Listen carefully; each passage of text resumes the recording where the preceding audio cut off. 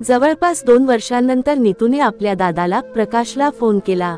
नीतूचा phone आलेला पाहताच प्रकाशने बायको जानकीकडे पाहिलं, जणू विचारत होता फोन उचलू का नको। जानकीने हळूच डोळ्यांनी इशारा केला उचल। प्रकाशने फोन कानाला लावताच दुसऱ्या बाजूने नीतूच्या रडण्याचा आवाज आला। ती स्फुंदत म्हणाली, दादा 2 वर्षांनी तुझा आवाज ऐकतोय। आई गेल्यापासून तू मला विसरलासच, तुला एकदाही माझी आठवण आली नाही का? प्रकाशने फोन स्पीकरवर ठेवला होता, त्यामुळे जानकीही दोघांचं संभाषण ऐकत होती। बहिणीच्या बोलण्यावर प्रकाश शांतपणे म्हणाला, नीतू असं काही नाही, तुझी आठवण नाही येत असं नाही, पण आईच नाही राहिली तर तू माहेरी काय करायला येणार, म्हणून तुला बोलवण्याचं धाडसच झालं नाही। कोणत्या तोंडाने बोलवू, तू तर फक्त आईसाठीच माहेरी यायचीस नाही का? तुला दादाचा आणि वहिनीचा कधी जिव्हाळा वाटलाच नाही, मग आम्ही तुला कोणत्या नात्याने बोलवू? आणि तसही आता आई नाही आणि तुला जानकी आवडत नाही, मग या घरात येऊन तू कोणाबरोबर राहणार, कोणाशी बोलणार आणि काय बोलणार? प्रकाशच्या या शब्दांनी नीतू गप्प झाली। काय बोलणार? प्रकाशने काही चुकीचं बोललंच नव्हतं। 3 वर्षांपूर्वी घडलेली घटना तिच्या डोळ्यासमोर येऊ लागली। तिच्या नकळत डोळ्यात पाणी आलं, तिच्या मनाला एक कटू सत्य टोचू लागलं। आई गेल्यावर ती एकाकी पडली होती। 2 वर्ष सलग सासरी राहून आता सासू सासऱ्यांचे आणि नवऱ्याचे टोमणे ऐकून घेण्याची तिची सवय झाली होती।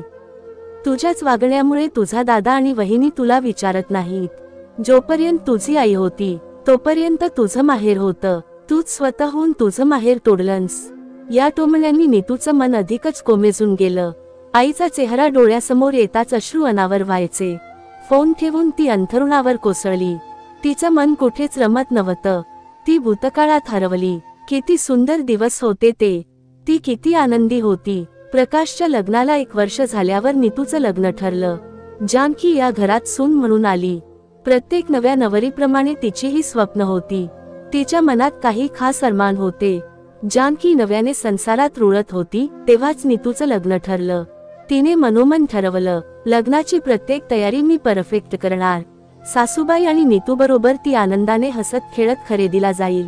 ती सगळीकडे सामील होण्याचा प्रयत्न करत होती, पण नीतूला मात्र जानकीचा राग यायचा। कदाचित ती मध्यमवर्गीय घरातून आलेली होती म्हणून। सुधाताईंनी जाणून बुजून प्रकाशचं लग्न गरीब घरातल्या मुलीशी लावलं होतं। त्यांना फक्त त्यांचं घर सांभाळण्यासाठी एक सभ्य, सुशील आणि संस्कारी सून हवी होती। मोठ्या घरातली पैशाचा घमंड असलेली सून त्यांना नको होती। जानकी गरीब घरातील होती आणि जास्त शिकलेली नव्हती, पण कामाच्या बाबतीत असं एकही काम नव्हतं जे तिला येत नव्हतं। शिक्षण सोडलं तर ती सर्व गुणसंपन्न होती, तिला फक्त वाचता आणि लिहिता येत होतं। सुधाताईंनी जानकीच्या बाबांकडून लग्नात 1 रुपयाही घेतला नव्हता। त्यांचं संपूर्ण कुटुंब, सुधाताई, प्रकाशचे बाबा सगळे खूप चांगले होते। मात्र त्या घरात नीतू एकटीच अशी होती जिला पैशाचा फारच गर्व आला होता। ती प्रत्येक गोष्टीसाठी समाज आणि सोसायटी काय म्हणेल याचा विचार करत असे। कमी जास्त, श्रीमंत गरीब यावरून तिने आपलं वेगळंच मोजमाप तयार केलं होतं। मित्रमैत्रिणींशी फिरणं, पार्ट्या करणं, सिनेमे पाहणं आणि मोठमोठ्या गोष्टी करणं हे तिच्यासाठी प्रतिष्ठेचं लक्षण होतं। म्हणूनच ती जानकीला आपल्या बरोबरीची समजत नव्हती। तिच्या नजरेत जानकी तिच्या कॅटेगरीत बसत नव्हती। नीतू नेहमी जानकीला कमी लेखत असे, त्यामुळेच ती आपल्या लग्नाच्या कोणत्याही खरेदीसाठी जानकीला सोबत नेत नव्हती। तिच्या दृष्टिकोनातून जानकी गरीब आणि अडाणी होती। सुधाताईंना आपल्या मुलीच्या या वागण्याची पूर्ण कल्पना होती। त्यांनी कितीतरी वेळा नीतूला समजावण्याचा प्रयत्न केला, पण नीतू कुठे आईचं ऐकणारी होती। कधी कधी जानकी मोकळ्या मनाने सासूबाईंना म्हणत असे, आई मीही तुमच्या सोबत मार्केटला येऊ का, मदत करीन। पण सुधाताई काही बोलायच्या आधीच नीतूमध्येच बोलत असे, अजिबात नाही वहिनी, मी माझ्या लग्नाची खरेदी स्वतः करणार आहे, तुम्ही जाऊन तुमचं काम करा तेच भरपूर आहे। हे ऐकून जानकी काही बोलली नाही, ती गप्प बसली। एके दिवशी नीतू आपल्या आईसोबत जाऊन आवडीच्या साड्या खरेदी करून आली। सुधाताई जानकीला त्या दाखवत म्हणाल्या, सुनबाई ह्या बघ, मी नीतूसाठी साड्या आणल्या आहेत, सगळ्या तिच्या आवडीच्या आहेत। जानकीने साडी पाहण्यासाठी तिची घडी उलगडायला घेतली, तेव्हाच नीतू ताडकन म्हणाली, वहिनी साडीची घडी विस्कटू नका, वरूनच पहा, साड्या खराब होतील। नीतूचं बोलणं ऐकून जानकी तिथेच थबकली। तिला कळेच ना साडी नीट पाहावी की नको, पण सासूबाईंनी सांगितल्यामुळे तिने फक्त वरूनच साड्या पाहिल्या.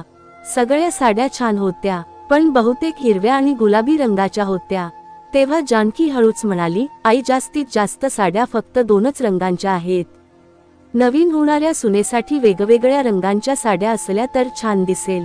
उद्या त्यांच्या सासूबाई किंवा नणंद काही बोलायला नको की एकाच रंगाच्या घेऊन आली आहे. सुधाताई काही बोलणार तेव्हाच नीतू तिरस्काराने म्हणाली, वहिनी या माझ्या आवडीच्या साड्या आहेत. जर कोणी काही बोललं तर मी ऐकून घेईन. तुम्ही तुमचं ज्ञान देण्याची गरज नाही. तुम्हाला फक्त साड्या बघायला सांगितल्या आहेत. तुमच्याकडे कोणी ज्ञान मागितलेलं नाही. नीतूचं हे बोलणं ऐकून जानकी गप्पच राहिली आणि शांतपणे स्वयंपाकघरात निघून गेली. तिला समजलं होतं की नीतूला तिची उपस्थिती अजिबात आवडत नव्हती. तिला आवडत नाही की मी तिच्या लग्नाच्या तयारीत हस्तक्षेप करावा. हे ओळखून जानकीही शांत राहिली. तिला स्वतःला फारशी हौस नव्हतीच, त्यामुळे ती आपल्या कामातच गुंग राहिली. अखेर कसंतरी नीतूचं लग्न पार पडलं आणि ती सासरी निघून गेली. संपूर्ण लग्नभर नीतूने जानकीकडे ढुंकूनही पाहिलं नाही. प्रत्येक रीतरिवाजात तिला दूरच ठेवलं होतं. काही दिवसांनी नीतू माहेरी आली. घरात पाऊल टाकताच ती थेट धावत आईच्या खोलीत गेली. नीतू खूप आनंदात होती. तिला पाहून जानकीलाही मनापासून आनंद झाला.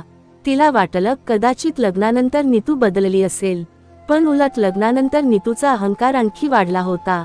नवऱ्याचं घर माहेरच्या पेक्षा जास्त श्रीमंत होतं, त्यामुळे तिला आता पैशाचा गर्व वाटू लागला होता. नीतू तिच्या आईशी बोलण्यात व्यस्त होती. तेवढ्यात जानकी नीतूसाठी चहा घेऊन तिच्या सासूबाईंच्या खोलीकडे निघाली. ती तिथे पोहोचणार इतक्यात सुधाताईंचा आवाज कानावर आला, नीतू बाळा, आता तुझं लग्न झालंय. तू रोज माहेरी थोडीच येणार आहेस. आता तरी वहिनीशी चांगले संबंध ठेव. तिच्याशी बोलत जा. माझं वय होत चाललंय. उद्या मी नसेन तर या घराला सांभाळणार तीच असणार आहे. मग तू जर तिच्याशी मनमोकळं बोलली नाहीस, देव ना करो उद्या काही झालं तर काय करणार आहेस? सुधाताईंनी खोल आणि सत्य गोष्ट सांगितली होती, पण पैशाच्या नशेत चूर असलेल्या नीतूला अशा गोष्टींचं काहीच महत्त्व नव्हतं. ती तडक उत्तरली, आई तुला काय वाटतं माझ्याकडे एवढा वेळ आहे का माहेरी यायला? तू आहेस म्हणून येते, नाहीतर एवढ्या व्यापात वेळच मिळत नाही. पण तू तर आई आहेस, तुझ्यासाठी वेळ काढावाच लागतो. आणि तुझ्यानंतर मी या घरात परत कधीच येणार नाही. सुधाताईंना समजलं ही आता कशानेही बदलणार नाही. वेळच हिला समजावेल. त्या गप्प झाल्या आणि सगळं देवाच्या हवाली सोडलं. दरवाजाबाहेर उभी असलेली जानकी मात्र हे सगळं ऐकत होती. तिला खूप वाईट वाटलं. तिला वाटलं होतं की कदाचित नीतू लग्नानंतर बदलली असेल, पण इथे तर अहंकार आणि पैशाचा नशाच चढलेला होता.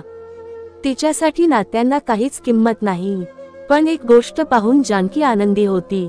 तिचं कुटुंब, सासू सासरे, नवरा सगळे तिच्या पाठीशी होते. त्यामुळे तिने नीतूला मनावर घेतलं नाही. तिने चहा खोलीत ठेवला आणि शांतपणे तिथून निघून गेली. पण सुधाताईंना जानकीचा चेहरा पाहताच समजलं होतं की जानकीने सगळं काही ऐकलं आहे. सुधाताई कधीच जानकी आणि नीतूमध्ये भेदभाव करत नव्हत्या. त्या जानकीला स्वतःच्या मुलीप्रमाणेच मानत होत्या. पण आता जानकीच नीतूपासून दूर राहू लागली होती. शेवटी कोण स्वतःची किंमत कमी करून घेईल? किती दिवस नीतूची वहिनी असल्याची शिक्षा भोगत राहणार? वेळेचा असा काही फेर फिरला की एक दिवस अचानक सुधाताईंच्या हृदयाचे ठोके बंद पडले आणि त्या सर्वांना रडवून या जगाचा निरोप घेतला. आई गेल्यानंतर नीतू खूप रडली होती. 14व्याचा विधी पार पडल्यावर ती आपल्या सासरी निघून गेली आणि मग कधीच माहेरच्या वाटेकडे वळूनही पाहिलं नाही.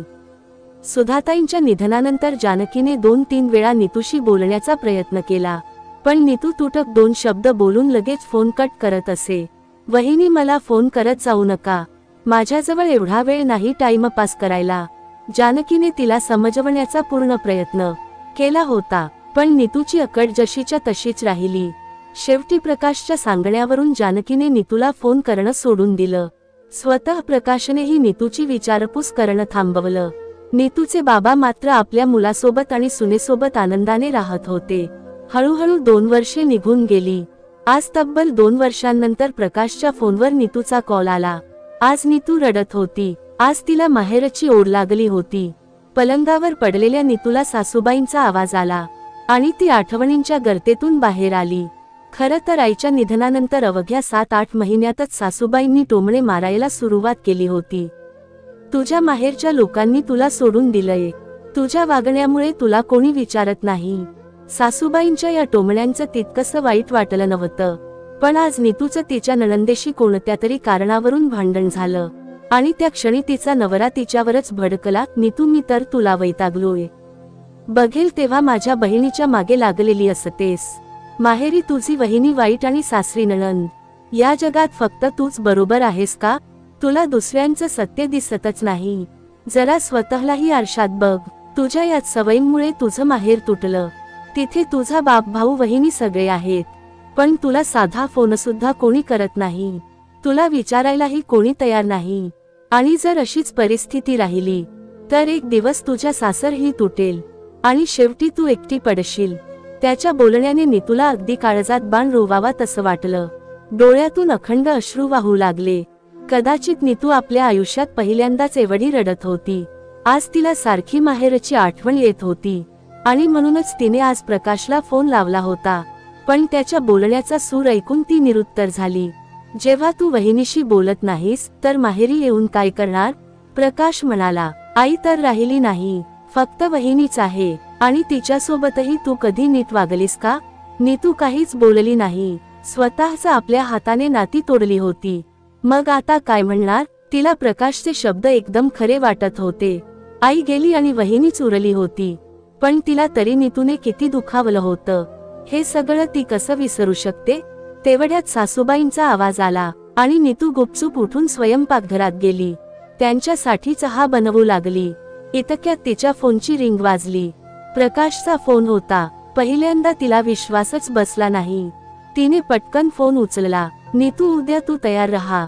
तुझ्या वहिनीने तुला बोलवलंय. येणार ना माहेरी? प्रकाश विचारत होता. नीतू अवाक झाली. इतक्या अपमानानंतरही जानकी वहिनी तिला बोलवत होती. तिच्या डोळ्यात पाणी आलं. ती हलकेच रडू लागली आणि अलगद म्हणाली, हो दादा, मी नक्की येईन. दुसऱ्या दिवशी सकाळीच प्रकाश नीतूला घ्यायला आला. त्याला पाहताच नीतू धावतच त्याच्या गळ्यात पडली. माहेरी पोहोचल्यावरही नीतू आधीप्रमाणे तटस्थ नव्हती. ती धावतच स्वयंपाकघरात गेली आणि जानकी वहिनीला बिलगली. जानकीने तिच्यासाठी खास वेगवेगळे पदार्थ बनवले होते. तिला पाहताच नीतूने तिला ओढून गळ्याला लावलं. वहिनी, प्लीज मला माफ करा. कोणत्या तोंडाने तुमची माफी मागू मला समजत नाही. मी तुमच्याशी काय काय केलं नाही आणि तरीही तुम्ही कधीच काही बोलला नाही आणि आज माहेरी बोलावलं. नीतूचं बोलणं ऐकून जानकी हसली आणि मायेने म्हणाली, ताई, तुम्ही वेडे आहात का? मी फक्त तुमच्या एका इशाऱ्याची वाट पाहत होते. मलाही खूप वाटायचं तुम्हाला बोलवावं, पण तुम्ही स्वतःहूनच दुरावलात तर मी कसं बोलवू? आणि तसंही तुम्हाला बोलवायची गरजच काय? हे तुमचंच माहेर आहे. दादा तुमचा आहे, बाबा तुमचे आहेत, हे घर तुमचं आहे. फक्त सासूबाईच राहिल्या नाहीत. ते ऐकून नीतू पुन्हा रडू लागली. आई नाही म्हणून काय झालं, वहिनी तर आहेत ना? नीतूचं बदललेलं रूप पाहून जानकी अंतःकरणातून आनंदली. ती मनाशीच विचार करू लागली, सासूबाई खरंच म्हणत होत्या. नीतूला कोणीही सुधारू शकत नाही, तिला फक्त वेळच सुधारू शकतो. जेव्हा जानकी, प्रकाश आणि बाबांनी 2 वर्षांपूर्वी नीतूशी सगळे संबंध तोडले होते, तेव्हाच तिला माहेर आणि नात्यांची खरी किंमत कळली होती. आज तिच्या पैशाचा अहंकार पूर्णपणे चूर झाला होता आणि आता तिला समजलं होतं, पैशापेक्षा नातीच अधिक मौल्यवान असतात. तर मित्र आणि मैत्रिणींनो, तुम्हाला ही आपली गोष्ट कशी वाटली ते कॉमेंट करून नक्की सांगा. आणि अजून आपण आपला हा चॅनल सबस्क्राईब केला नसेल तर सबस्क्राईब करून घ्या. धन्यवाद.